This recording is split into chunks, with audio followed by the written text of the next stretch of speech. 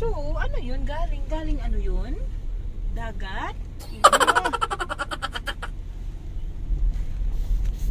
Walang preno kapag ganitong nababad sa baha yung gulong mo. Wala bang preno yan, hindi pa yan makapit gaano. Yun yung tatandaan mo. Dahan-dahan lang tayo kasi mabasa si kuya. Flood control na lunod sa komisyon. Bago pa umulan may corruption. Kanal sa papel, malalim sa akwal, mababaw ang hukay. Kaya tubig ang bumabaha habang pera ang umaapaw sa kamay. May backhoe sa umaga, photo-op sa tanghali. Pagdating ng bagyo, same story ang sakali. Walang preno kapag ganitong nababad sa baha yung gulong mo. Wala bang preno yan, hindi pa yan makapit gaano. Yun yung tatandaan mo. DDR yun pala itong nadaanan natin.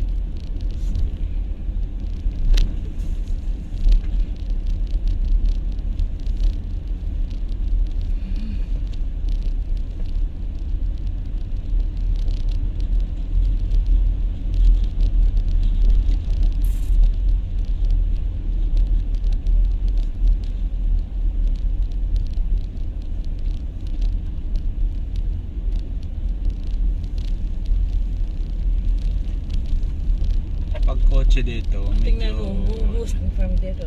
No, Wow. dito. Ay, galing! Lakas ng ano nila dito. So, ano yun? Galing ano yun? Dagat? Ah!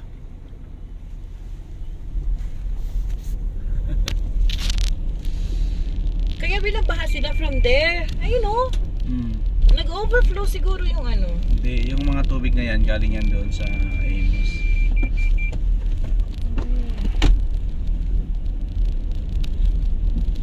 Good, kawawa naman. Simple lang yung daloy ng tubig, ah.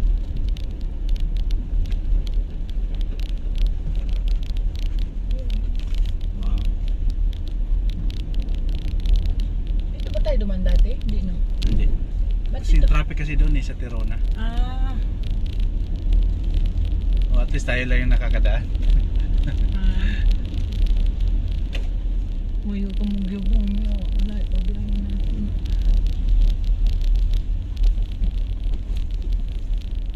Galing yung tubig dito sa may ano, kaliwang side.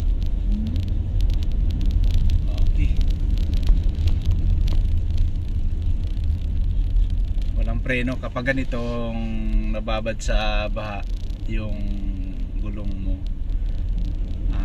Wala bang preno yan, hindi pa yan makapit gaano. Yun yung tatandaan mo. Kapag dumaan ka sa mga ganong tubig, Hindi ako papere, no? hindi, ang preno mo hindi pa gaanong kumakapit. So, ingat talaga. So, dahan-dahan ka lang muna. Ipreno-preno mo muna yung ano mo, sasakyan para unti-unting matutuyo. Kasi pag nagpreno ka, umiinit yun eh.